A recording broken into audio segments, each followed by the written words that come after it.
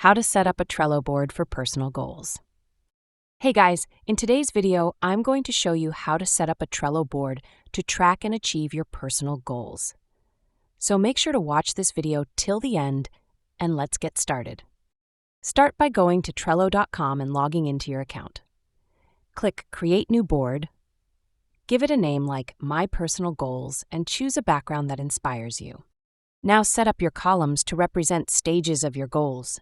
A simple layout could be Ideas, To Do, In Progress, Completed, and On Hold. Under Ideas, add cards for goals you're still thinking about, like learning a new skill, starting a habit, or planning a trip. Move your chosen goals to To Do and break them into smaller steps inside each card using checklists. This makes big goals easier to tackle. As you work on your goals, drag cards to In Progress, and once finished, move them to Completed for a satisfying visual win. You can also add due dates, color labels, and attachments to stay on track and motivated. And that's how you can organize your personal goals with Trello. Thanks for watching, and don't forget to like and subscribe. That's all for the video.